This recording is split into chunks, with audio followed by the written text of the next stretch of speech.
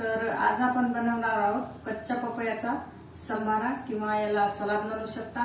गुजरातमध्ये याला कच्च्या पपयाचा संभारा म्हणतात। तर चला रेसिपी सुरू करूया। पपयाची साल काढून घेऊया आणि हा कच्च्या पपयाचा संभारा जास्त करून जेवणासोबत तोंडी लावायला घेतात। तर अशा प्रकारे हे पपयाचे पूर्ण साल काढून घेतलेले आहे।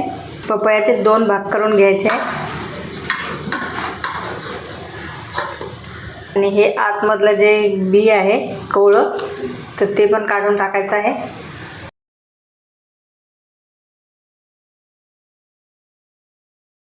अशा प्रकारे पपयाला साफ करून घेतलेला आहे। अजून मधून याचा एक तुकडा करून घेऊ। तर पपयाला ग्रेटरने ग्रेट करून घेऊयात।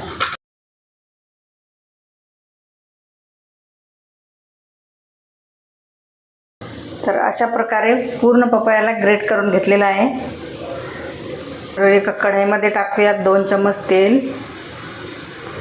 तेल गरम झाल्याच्या नंतर अर्धा चम्मच मोहरी टाकायची आहे, अर्धा चम्मच जिरे, 1 पिंच हिंग, 2-3 हिरव्या मिरच्या टाकायच्या आहेत। कढीपत्त्याची पानं टाकूया।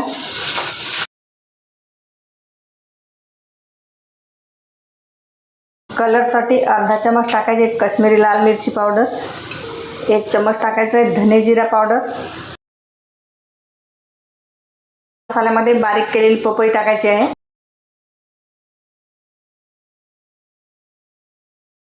आणि याच्यामध्ये पाणी टाकायची गरज नाही कारण पपईचंच पाणी सुटतंय। चवीप्रमाणे मीठ टाकूया, थोडीशी हळद, हिरवी कोथिंबीर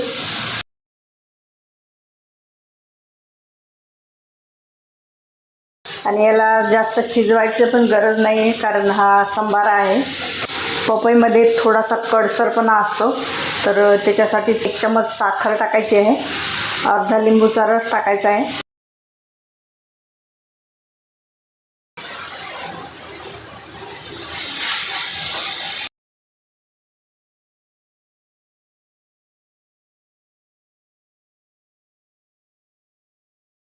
तर पपयाला शिजवून 2 मिनिट झालेले आहेत। 2 मिनिटाच्या जास्त शिजवायचं नाही आहे, त्याच्यामध्ये जे पौष्टिक काही सत्व आहेत ते होऊन जातील जास्त वेळ शिजवल्याच्या नंतर।